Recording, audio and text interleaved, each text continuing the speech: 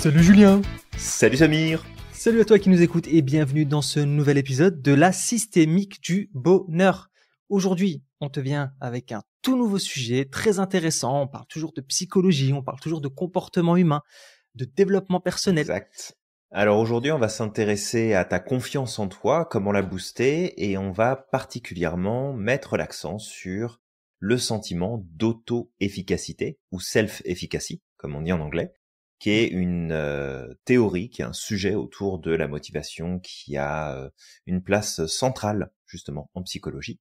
Et on va aller de l'avant sur ce sujet-là et voir qu'est-ce qu'on peut faire pour justement augmenter ce sentiment de confiance. Exactement.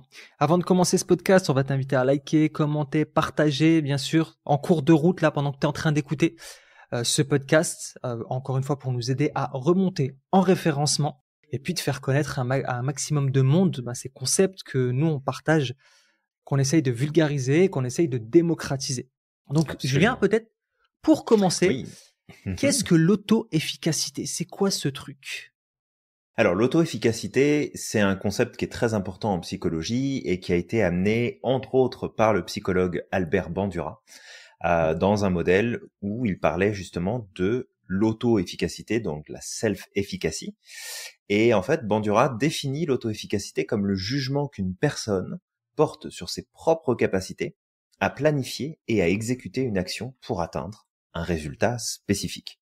Donc, en clair, c'est dire que l'auto-efficacité, c'est un levier de la confiance, et c'est de reconnaître que tu as les capacités en toi d'atteindre les résultats souhaités. Donc tu sais que tu vas y arriver, que tu es capable que tu vas passer par tel chemin, que tu vas utiliser telle compétence, et vraiment de voir que l'auto-efficacité, ça peut être aussi quelque chose de très situationnel, comme de croire en sa capacité à mener un projet à bien, au travail, mais ça peut être aussi un état d'esprit général quand on ressent de la confiance en ses propres capacités, quelles que soient les circonstances. Et l'idée, c'est justement de tendre le plus possible, en tout cas, vers ce niveau de confiance pour que on puisse avancer avec plus de facilité dans nos projets et nos envies. Super intéressant. Peut-être qu'on pourra donner des exemples justement d'auto-efficacité. Un des exemples, ça pourrait être de savoir que tu vas pouvoir parler une nouvelle langue après avoir suivi des cours régulièrement. C'est que au départ, tu sais pas comment tu vas t'y prendre. Tu sais pas comment tu vas atteindre cet objectif. Mais en fait, tu as comme une espèce de chemin qui est préétabli et en fait, si je suis des cours, je vais savoir parler une langue. Un autre exemple, c'est de commencer un projet avec lequel t'es pas familier, mais tu sens que tu peux trouver la meilleure voie à suivre. Donc, il y a aussi un aspect de foi en l'avenir quelque part. Je vais me lancer, je vais faire ce qu'il y a à faire et je sais que sur le chemin, je vais trouver des ressources parce que je vais grandir, parce que je vais apprendre des choses pour pouvoir arriver au bout. Peut-être un dernier que je pourrais donner, c'est le fait de croire que tu pourras donner un discours qui va être précis et clair sur un sujet que tu as étudié en profondeur et sur lequel tu t'es entraîné à parler. C'est-à-dire que tu as comme des espèces de stations, tu vois. En fait, je sais que je me suis entraîné à parler, j'ai étudié, j'ai les connaissances, donc je vais pouvoir le faire. Et ça permet justement de gagner en confiance en soi et ça permet justement de viser ses objectifs, de toucher ses objectifs. Ouais, tout à fait. Et tous ces exemples-là, peut-être que toi qui nous écoutes, tu les vis peut-être dans ton quotidien, tu t'es jamais vraiment rendu compte en fait que ces stratégies-là, ça te permet de renforcer ta confiance. Parce que le truc, c'est que souvent la confiance, on en a déjà parlé dans d'autres podcasts, mais on va revenir dessus parce que c'est quand même un concept qui est important. C'est que la confiance en soi, c'est bien en soi, c'est en ses capacités, en ce qu'on est capable de faire, en ce qu'on est capable de réaliser, d'apprendre, d'ajuster. Et beaucoup de personnes qui disent souffrir d'un manque de confiance en elles ont souvent tendance, en fait, à essayer de maîtriser les tenants, les aboutissants, l'environnement, ce qui se passe autour d'eux. Et en fait, plus on fait ça, plus tu remets en question ton sentiment d'auto-efficacité, puisque ton attention et tes ressources sont toutes orientées, ou presque, ça dépend des personnes, mais énormément orientées sur ta capacité à contrôler ce qui va se passer autour de toi, contrôler les résultats, contrôler la manière dont les choses vont se passer, et forcément, bah la vie et l'environnement de manière générale te rappellent à l'ordre très facilement, puisque les choses ne se passent que très rarement comme tu l'as décidé.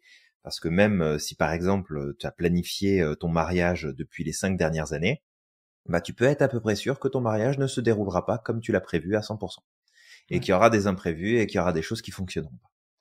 Et donc, sur un exemple aussi concret que préparer son mariage des années à l'avance, ce qui n'est pas le cas pour tout le monde, mais en tout cas si on prend cet exemple-là, et qu'on se rend compte que malgré tout ce temps de préparation, les choses ne se passent pas exactement comme prévu, bah tu te doutes bien que tu peux pas remettre le principe de confiance en toi, dans ta capacité à gérer ton environnement et tout ce qui se passe au quotidien, dans tous les domaines de ta vie, dans toutes les situations.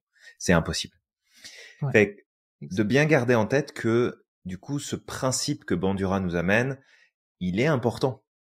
Parce que si tu as un faible niveau de sentiment d'auto-efficacité, bah en fait, ça va devenir très difficile. Parce que croire en soi tout le temps n'est pas toujours facile, mais c'est quelque chose qu'on peut développer.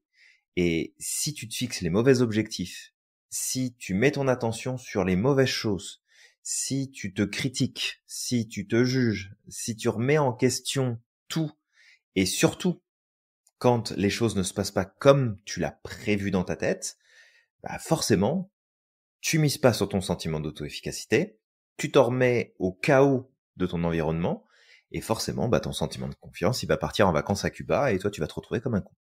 C'est ça. Exactement. Alors peut-être, Julien, pour aller plus loin, peut-être d'expliquer qu'est-ce qui peut influencer notre sentiment d'auto-efficacité. Et Ouais. selon Bandura, d'accord, c'est pas le frère d'Antonio Banduras. Non, je rigole, Banderas, je pensais à ça Antonio avant. Banderas. C'est nul. Donc en Zorro fait, il y sort a de ce 4 corps. facteurs. Zoro, c'est ça.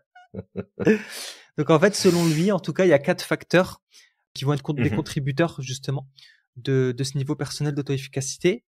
Le premier, c'est l'expérience de maîtrise. En Ouais. gros, le fait d'avoir une réflexion sur nos réussites passées, dans des tâches qui vont être à peu près similaires, le fait de lister les choses qu'on a déjà accomplies ou qui peuvent être similaires avec les choses qu'on veut accomplir aujourd'hui, de, Ouais. de savoir qu'on a déjà réalisé des choses, qu'on a déjà utilisé des stratégies pour y arriver, le fait de revenir dans le passé, de réfléchir à des choses que tu as déjà accomplies qui peuvent être similaires, ça va te permettre d'augmenter ta confiance en toi. Ça va Mhm. te permettre d'augmenter ta confiance en ta capacité de réussir des nouveaux challenges, des nouvelles choses. Et si, dans le cas où tu n'as pas réussi lors de tentatives précédentes à avoir des résultats, c'est pas grave. Tu prends des choses que tu as déjà réalisées, qui sont similaires ou pas, d'accord? Ça peut être des choses, je vais te donner un exemple. Demain, tu as un nouveau challenge. T'as rien réalisé d'à peu près similaire avec ce nouveau challenge-là. D'accord? Mhm. Donc, tu peux te dire, en fait, j'ai rien réalisé qui est à peu près similaire. Donc là, j'ai pas de point de référence. Est-ce qu'il n'y a pas des choses que tu ne savais pas faire avant et que tu as appris et que tu as réussi? Mhm. Il y en a, certainement, même si c'est pas le même Ouais, challenge, tout à mais il y fait. en a. Donc, en fait, prends des choses à peu près similaires où tu es parti de zéro, où tu as réussi à accomplir des choses. Et en fait, c'est ça qui va te permettre de mettre le focus sur les choses que tu as déjà réalisées et de booster ton auto-efficacité. Donc, vraiment, ça, c'est le truc à comprendre, c'est que t'es pas obligé de prendre des exemples similaires.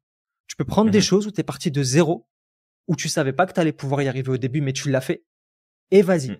Et si te manque des choses, peut-être de te renseigner. Tu sais, d'aller te renseigner, Tout à d'aller fait. t'éduquer, de préparer quelque chose, d'avoir une vision claire sur ce que tu veux et comment tu vas y arriver, comment tu vas faire pour y arriver, et puis tu te Mhm. lances. Ouais, tout à fait. Et peut-être ce qu'on pourrait rajouter ici par rapport à cette notion-là, c'est que tu dois être vigilant sur ce que tu vas choisir dans ta mémoire. Parce que si tu fais un tri un peu trop négatif des souvenirs, ben tu vas peut-être t'intéresser seulement aux choses que tu as loupées, aux Mhm. choses que tu as ratées. Et en faisant ça, ben en fait, tu vas contribuer à un faible sentiment d'auto-efficacité.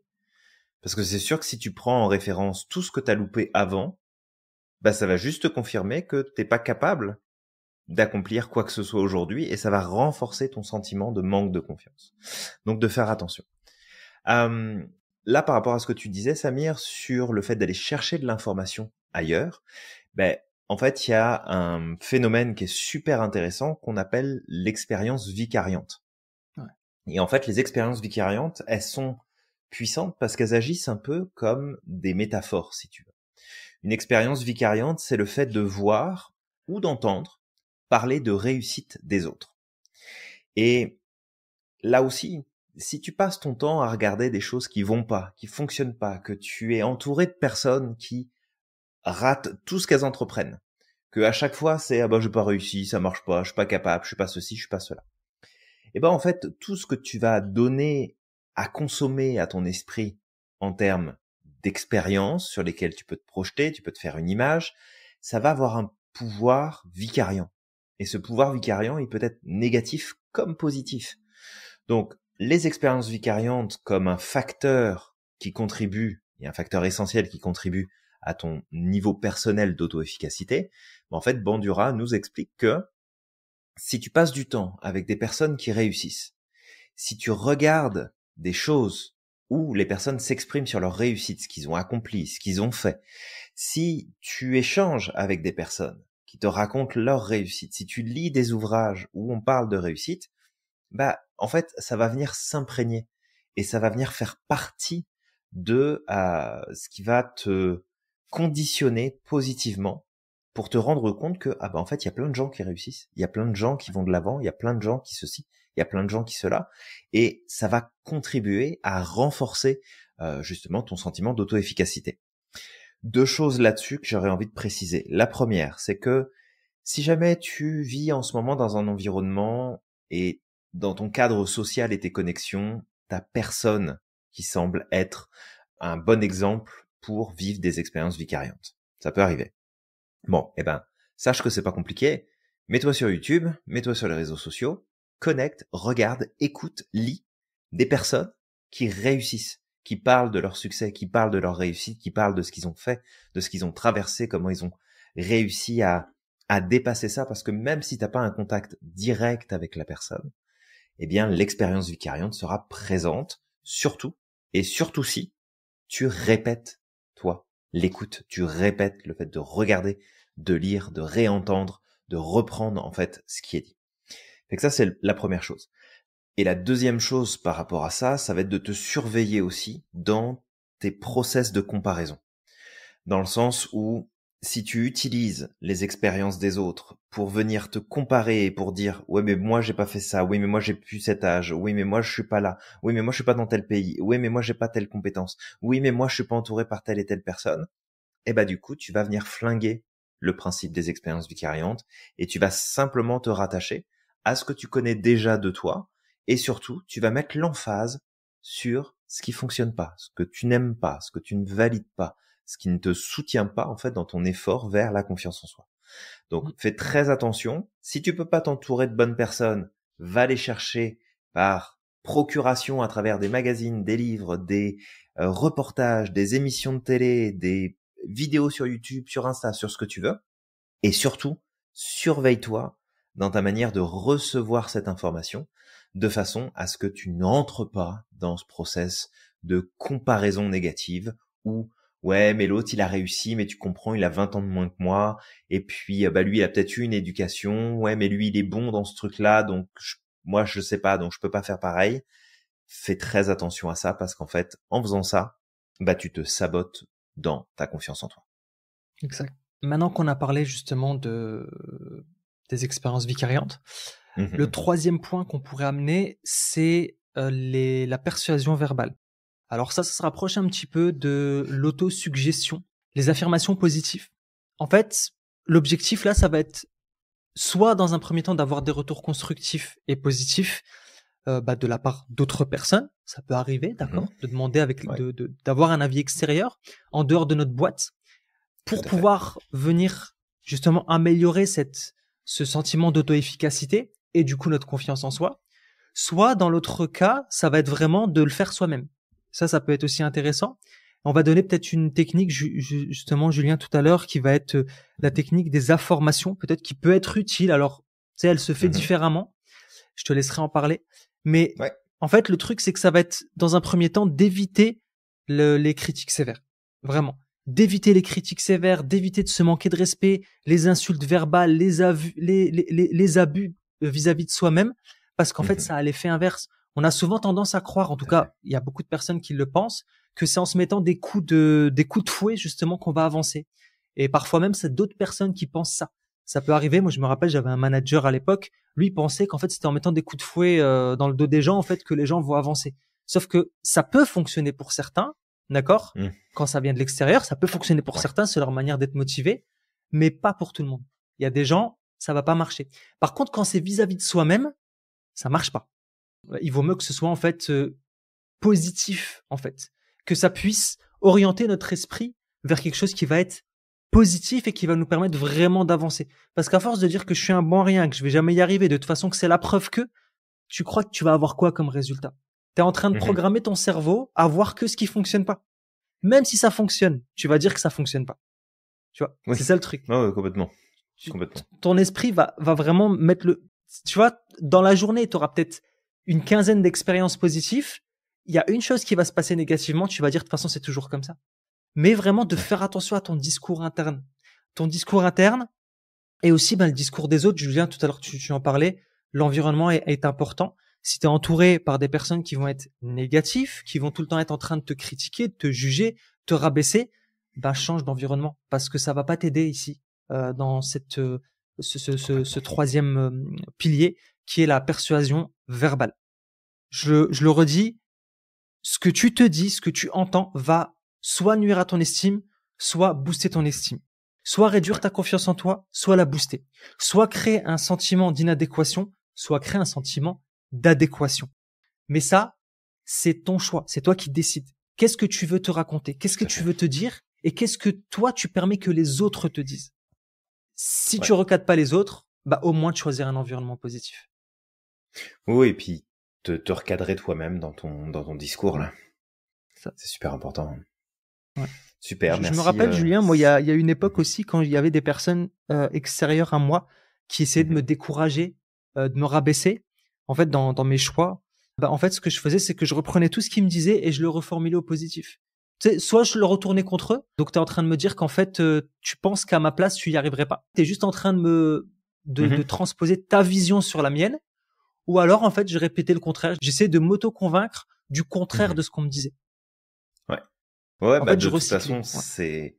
c'est là aussi où tu es vigilant sur les personnes qui t'entourent, tu es vigilant sur ce à quoi tu vas donner de la place, et tu es vigilant sur ton discours interne parce C'est que ça. c'est toujours pareil, c'est il y a ce que les autres te disent qui peuvent avoir un impact sur toi, bien entendu.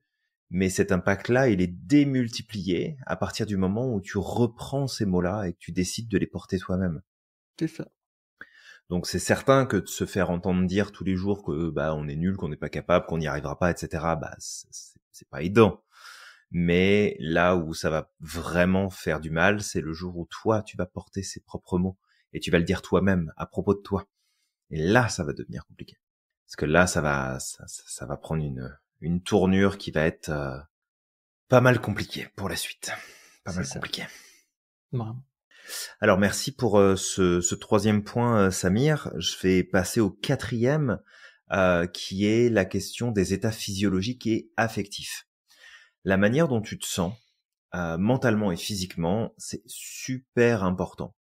Et moins tu te sentiras bien, moins ton sentiment d'auto-efficacité pourra s'activer. En fait, si tu te sens faible, fatigué, malade, déstabilisé, en fait, ton niveau d'auto-efficacité, en tout cas de sentiment d'auto-efficacité, va être affecté parce que face à des situations qui vont être exigeantes en termes d'énergie, en termes de force, en termes de présence physique, si jamais c'est trop exigeant par rapport à ce que tu peux percevoir, tu vas avoir ce sentiment d'inefficacité, d'auto-inefficacité, où vraiment tu vas te dire, non, je suis pas capable, je vais pas y arriver. Et c'est là où c'est important de prendre soin de soi, de soin de notre mental, de nos émotions, de notre corps, parce que l'état mental négatif, clairement, ça va pas t'aider à avoir confiance en toi. Rien qu'avec ce que tu disais, Samir, ça joue sur notre discours intérieur. Forcément, Mm. ça va clairement pas aider. Et tout ce qui va être stress et état anxieux, en fait, ça va aggraver ça va renforcer la difficulté des situations que tu vas percevoir. Et l'idée, c'est que si jamais tu vis aujourd'hui des sentiments de stress importants, t'as de l'anxiété qui s'installe de manière plutôt répétée, ça sera important de travailler là-dessus.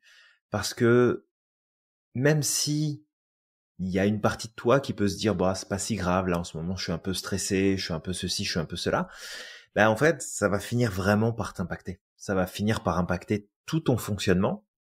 Et si t'es pas dans le bon état émotionnel, tu vas pas pouvoir agir de la bonne façon. Si t'es pas dans le bon état physique, ça va être difficile d'agir de la bonne façon. Alors tu peux faire preuve de discipline et vraiment être engagé et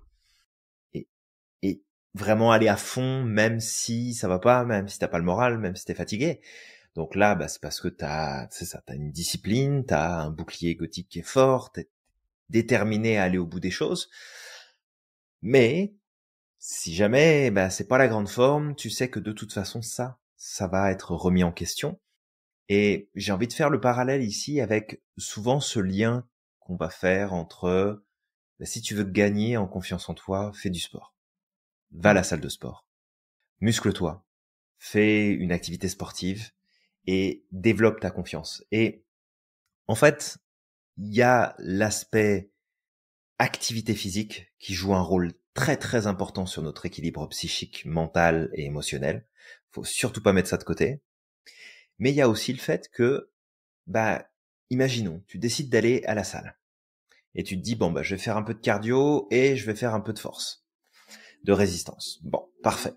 Tu vas le premier jour et au bout de 10 minutes de cardio sur le tapis, t'en peux plus, tu craches tes poumons, t'y arrives plus. Bon, t'as fait 10 minutes. Et puis tu vas sur le banc de presse et puis ok, là tu vas soulever de la fonte. Et là tu te rends compte que faire 10 répétitions avec un poids de 2 kilos dans la main, c'est super difficile parce que t'as vraiment les muscles qui sont à la ramasse. Ok, pas de problème. Tu vas te discipliner un petit peu puis tu vas y retourner. Tu vas y retourner une deuxième, une troisième, une quatrième, une cinquième. Et puis là, tu vas te rendre compte que le 10 minutes sur le tapis de course se transforme en 20 minutes ou 30 minutes. Et que finalement, les poids de 2 kilos où tu galérais, c'est devenu des poids de 5 ou 10 kilos. Mais qu'est-ce qui va se passer à ce moment-là? Il va se passer que ton sentiment d'auto-efficacité, il va augmenter. Parce que, par la force des choses, tu vas te rendre compte que, je tiens vachement plus longtemps qu'avant sur le tapis sans m'essouffler. Tiens, je soulève vachement plus facilement les poids que j'utilisais avant.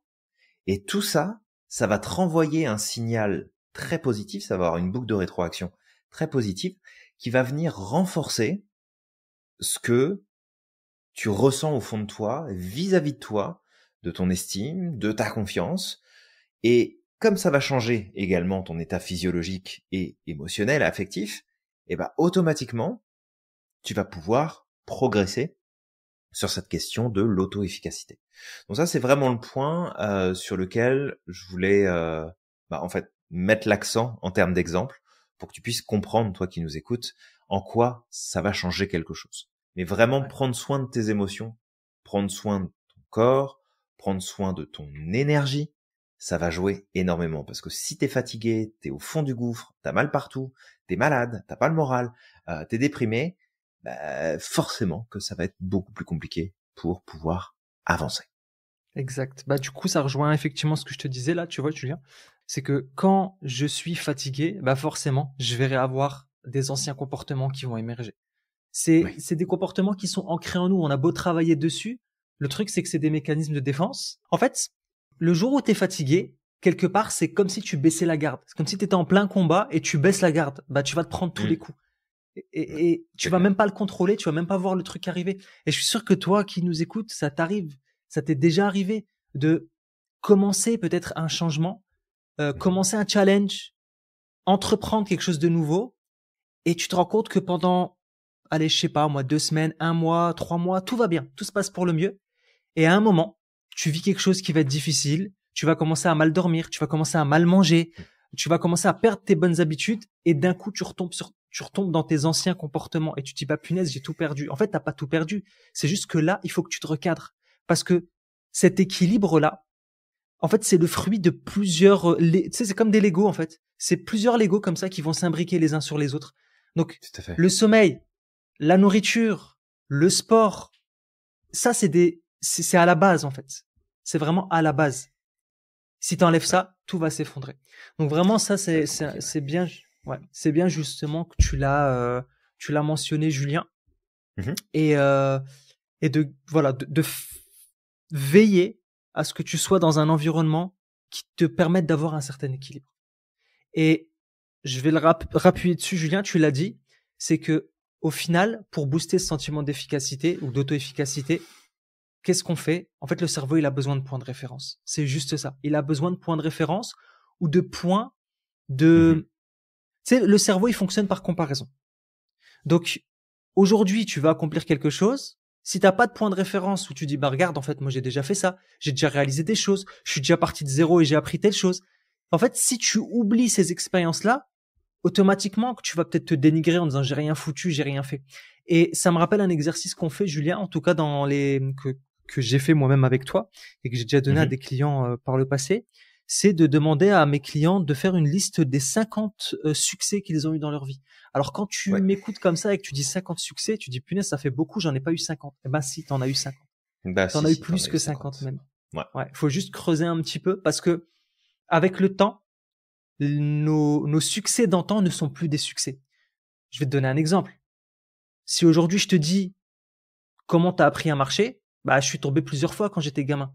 C'est un succès. Ça peut te paraître banal aujourd'hui parce que tu sais marcher, parce que c'est Mhm. automatique, c'est inconscient, mais ça reste un succès.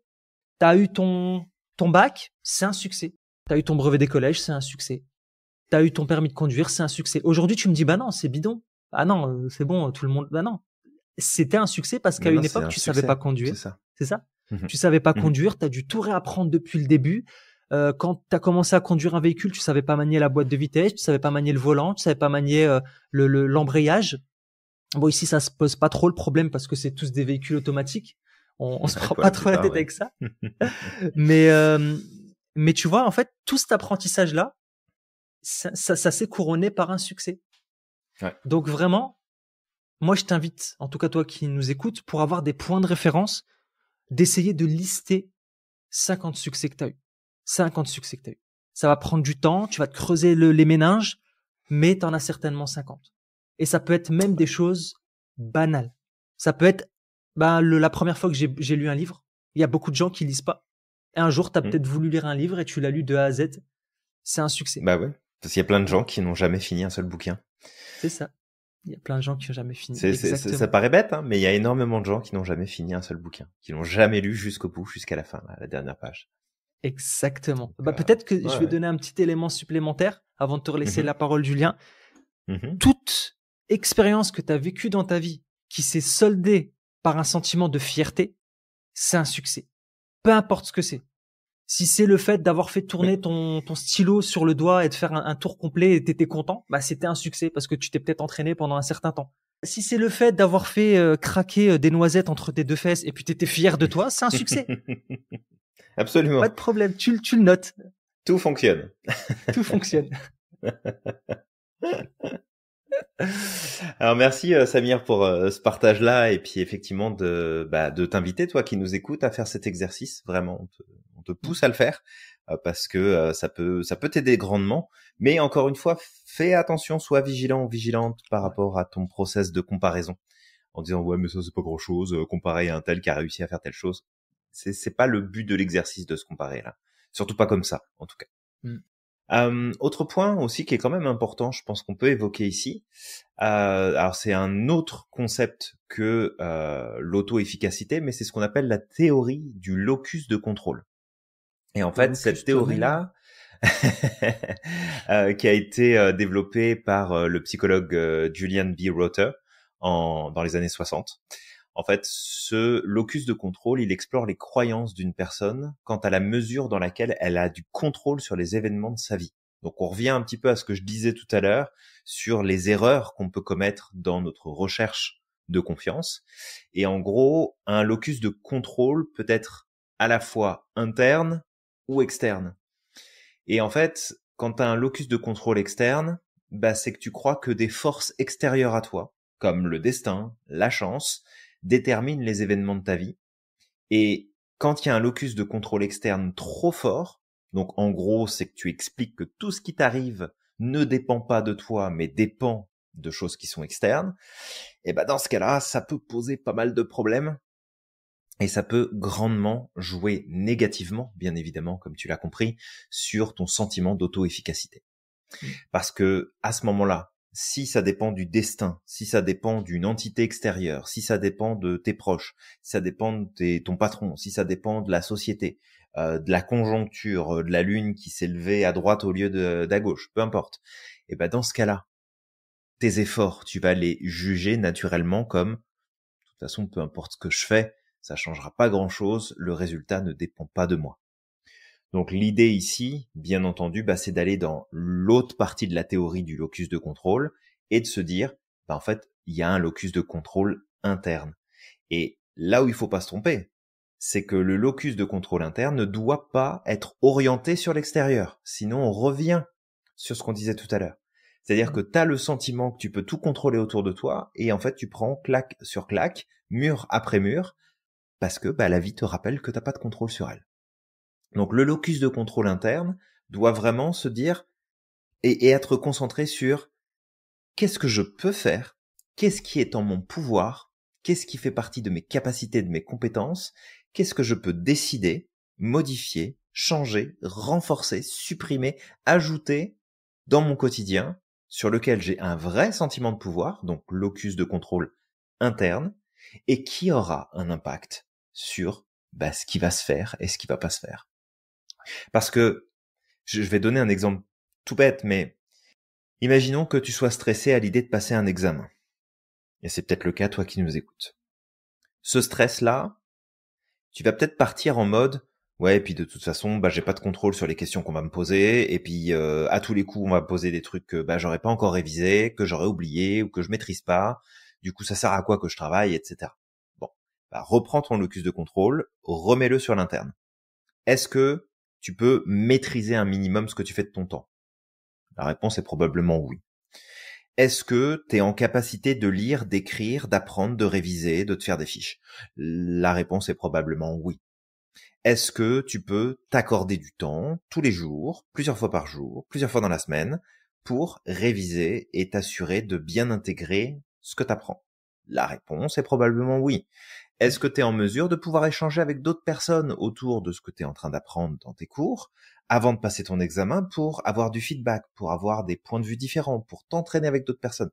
La réponse est probablement oui.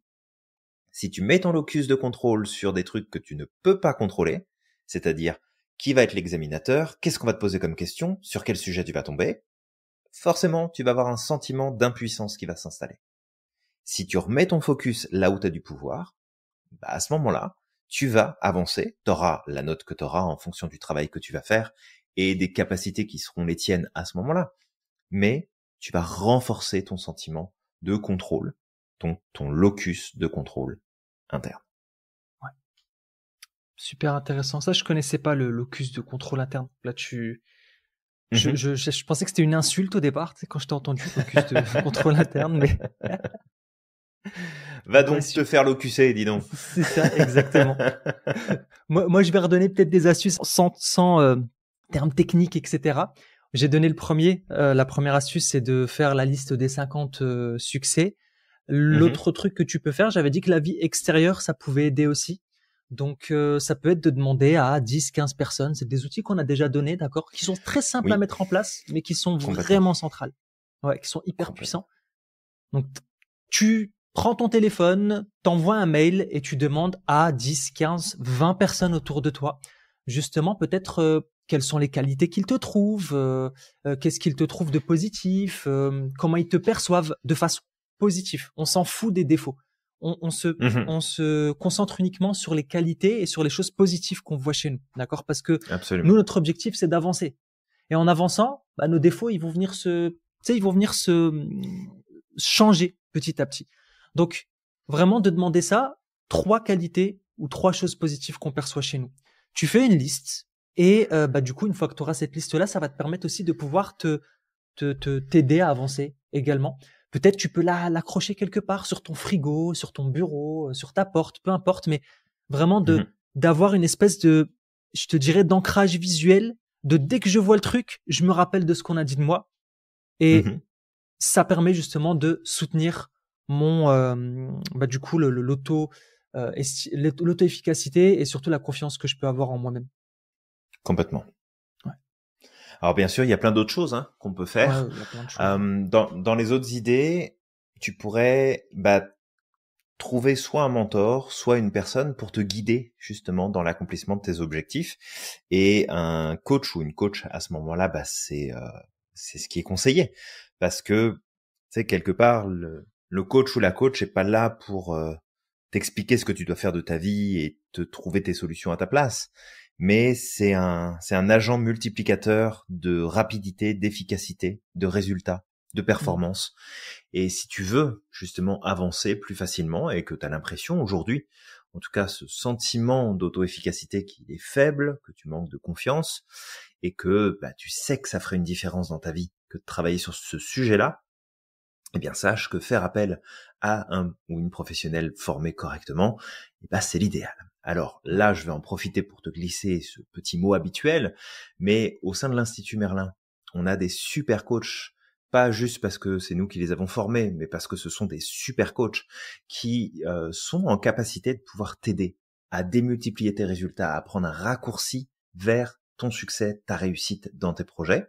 Donc si jamais tu es en recherche d'un coup de main, d'un soutien, d'un accompagnement, tu nous envoies un message, ça nous fera plaisir de te mettre directement en relation avec les personnes les plus pertinentes selon le sujet et peut-être les challenges que tu traverses, que tu rencontres.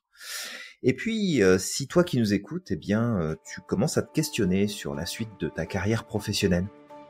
Peut-être que tu as une carrière dans les relations humaines, que tu as beaucoup travaillé avec le public, avec des clients, avec d'autres personnes, que tu sais qu'au fond de toi, tu as une capacité à être dans l'écoute, dans la bienveillance, dans le soutien, dans l'aide, mais que ton métier aujourd'hui, ou en tout cas la carrière que tu as eue jusqu'à maintenant, ne fait plus autant de sens qu'elle en faisait avant, et que tu sens que tu veux passer à un stade différent de réalisation, faire un travail qui va s'aligner avec tes valeurs et tes besoins, sache qu'on a un programme qui est conçu spécialement justement pour toi, pour t'accompagner à ta reconversion réussite complète dans les métiers du coaching.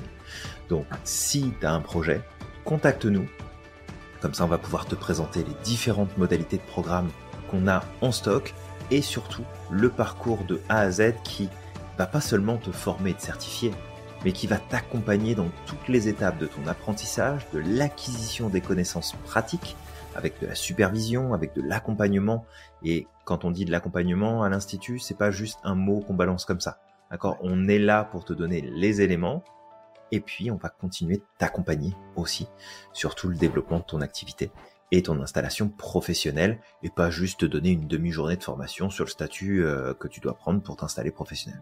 C'est ça. Donc, voilà, si c'est un point qui t'intéresse, sache que l'Institut Merlin est là pour ça, on l'a conçu pour ça, pour s'assurer que chaque personne qui a l'ambition de devenir coach d'excellence puisse le devenir avec les bonnes connaissances, les bonnes pratiques, les bons outils et surtout le soutien nécessaire pour pouvoir y arriver. Exactement. Exactement. Voilà, justement, ça, je pense que c'est l'outil le plus efficace parce que tu seras pas seul. Parce que quand on est seul, c'est beaucoup plus difficile. On peut changer seul, on peut avancer Bien seul, sûr, d'accord? Il y a aucun souci avec bien ça. sûr. Mais ça va te demander beaucoup plus de motivation. Ça va te demander aussi de travailler sur toi, de te remettre en question constamment. Là où le Mhm, coach, en fait, lui, il va être là pour mettre ton regard sur ce qui va pas. Tu sais, il va te challenger. Il va mhm. étudier ta carte du monde, ta façon de fonctionner, ta façon de réfléchir, tes biais. Et il va les challenger au fur et à mesure du temps. Et ça va être beaucoup plus rapide. Et Ouais, d'ailleurs, on pourra peut-être même faire, je te coupe rapidement là, ouais, excuse-moi vas-y, Samir, Jules. on pourra même faire un podcast sur ce sujet-là pour vraiment t'aider à comprendre, toi qui nous écoutes, que on n'a pas besoin de coach. On peut se débrouiller sans. D'accord? C'est C'est ça. pas comme se dire, ah, faut absolument que j'aille voir le thérapeute parce que je me sens pas bien, faut que je travaille sur telle et telle souffrance que je vis. On n'est pas du tout dans la même dynamique. On n'a pas besoin d'un coach. On décide de travailler avec un coach parce qu'on a envie de plus. C'est On a ça. envie d'aller plus loin, on a envie d'aller plus vite, on a envie de faire bouger les choses, on a envie de passer à l'action. Et du coup, c'est ça, c'est que si tu as envie de travailler sur un sujet, pas pour dire oh je vais résoudre ce problème-là dans ma vie. Non, parce que j'ai de l'ambition, parce que j'ai envie d'aller plus loin, parce que j'ai envie d'aller plus vite et pas tourner en rond dans mon bocal à me poser 50 000 fois les mêmes questions durant l'année pour avoir peut-être une illumination de prise de conscience à un moment donné et puis finalement de pas savoir quoi faire et revenir à mes habitudes.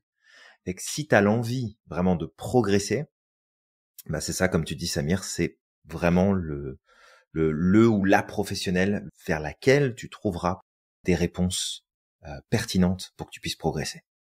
À la Ouais, condition que la personne soit bien formée, c'est toujours pareil. c'est ça. Exactement.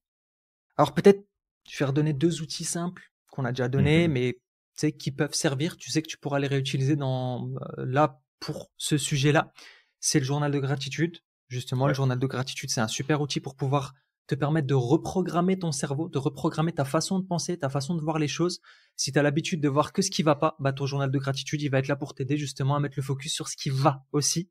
Et ça va Mhm. venir soutenir ta manière de voir les choses, ton système, ton algorithme. C'est l'algorithme qui fonctionne dans ton cerveau. Si tu prends Ouais. les réseaux sociaux, je prends l'exemple d'Instagram, j'ai que des vidéos de chats, d'accord? Parce que forcément, je regarde des vidéos de chats ou d'enfants, donc ça reste très positif. Il essaye de trouver des dealers d'herbe à chat, c'est pour ça. C'est Il pour en ça, manque. exactement.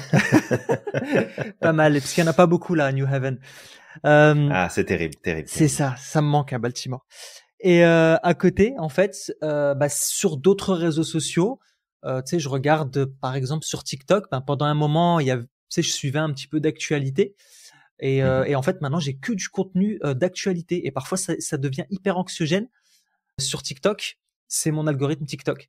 Et que du contenu d'actualité. Et qu'est-ce qui fait la Mhm. différence? C'est le réseau social. D'un côté, j'ai TikTok, j'ai Instagram. C'est que du contenu principalement distrayant. D'accord? C'est des Mhm. chats, c'est des trucs mignons. Mais de l'autre côté, en fait, sur TikTok, c'est que du contenu parce qu'à un moment ou l'autre, j'ai vu un ou deux trucs passer, j'ai soutenu le truc, surtout avec ce qui se passe en ce moment, les conflits, etc. En fait, Mhm. l'algorithme a retenu juste une chose, l'actualité. Et pour d'autres personnes, Ouais. c'est que des trucs débiles. Donc, ils voient que des trucs débiles sur TikTok parce que Tu justement bouffes cet du algorithme. Teletubbies toute la journée. Exactement, c'est ça. Et du coup, en fait, pourquoi? Parce que c'est ton algorithme et ton cerveau, il fonctionne pareil. Ton cerveau, il y a un algorithme. Ce que tu as Mhm. tendance à te répéter, ce que tu as tendance à regarder, les personnes que tu as tendance à fréquenter, tout ce qui se répète finit par devenir une règle, une norme. Donc c'est à toi par la Complètement. suite de reprendre le contrôle. Et pour reprendre le contrôle, il faut que tu ailles chercher l'opposé. Tu te poses la bonne question, de quoi j'ai besoin? Est-ce que j'ai besoin de contenu anxiogène? Est-ce que j'ai besoin de pensée anxiogène? Ou est-ce que j'ai besoin d'aller chercher des choses qui vont être positives et qui là, même si la vie n'est pas non plus rose, mais au moins mon Mhm. cerveau, il va mettre le focus sur des choses qui me permettent d'avancer. Et c'est comme ça que je pourrais Ouais. changer le monde. Ouais, complètement. Ouais, Complètement. Merci Samir pour cette mise en perspective et ces exemples. Je je t'en pense qu'ils prie. parleront à plein de monde. Alors toi qui nous écoutes, on va conclure assez simplement ce podcast. Gardez en tête que tous les concepts en psychologie, ou en tout cas une très grande partie des concepts, et l'auto-efficacité en fait partie, sont vus comme dynamiques et donc peuvent changer en fonction de tes expériences, en fonction de là où tu mets ton attention, en fonction de la place que tu donnes et comment tu gères les facteurs les plus influents, comme on en a parlé. Mhm. Donc, ça peut être très situationnel, ça peut être très global. C'est à toi de travailler, quel que soit le cas, pour la renforcer de plus en plus. Donc, prépare ton succès, prépare tes réussites, entoure-toi d'un réseau de soutien positif, crée des moyens de contrôler, de voir, de mesurer ta progression positivement, utilise les stratégies qu'on t'a partagées, mets en place tout ce qui peut t'aider à prendre beaucoup plus conscience de tes propres capacités, compétences, de ton efficacité personnelle, de la faire grandir, quitte à apprendre de nouvelles choses et te former encore plus, et de continuer d'utiliser ça comme un socle puissant pour développer une confiance en toi, de béton, pour que tu puisses avancer plus facilement dans la vie. Exactement. Totalement. Bah voilà, bah écoute, toi qui nous écoutes, ce qu'on va t'inviter à faire, ça va être de reprogrammer également ton algorithme mental en likant, partageant, commentant ce podcast, c'est important, d'accord? On le répète constamment, mais c'est très hyper important pour nous. Et on sait que tu nous suis depuis plusieurs années, que tu es hyper engagé, que tu adores ce qu'on partage. Si tu es là, en tout cas, que tu nous suis sur ce 180e épisode. Donc, nous, on a aussi besoin de toi. Je pense que, tu sais, je sais qu'il y a beaucoup de personnes qui disent, ah, c'est mon petit moment de la semaine. Nous aussi, on a besoin justement de ton soutien, justement, pour faire connaître davantage tous ces concepts-là, parce que notre objectif, c'est de redonner le pouvoir à l'individu. Et si, je veux dire, si on fait ça tous ensemble, ça va être beaucoup plus facile, justement, d'apporter un petit plus à ce monde. Complètement. Merci pour ça, Samir. Donc, avec tout ça. Avec tout ça, je vais t'inviter à croire au maximum en ton potentiel et de ne pas oublier d'être extraordinaire chaque jour. Et n'oublie pas non plus à quel point t'es magique et que t'as le pouvoir de réaliser absolument tout ce que tu souhaites. Et on te dit à la prochaine. À la prochaine.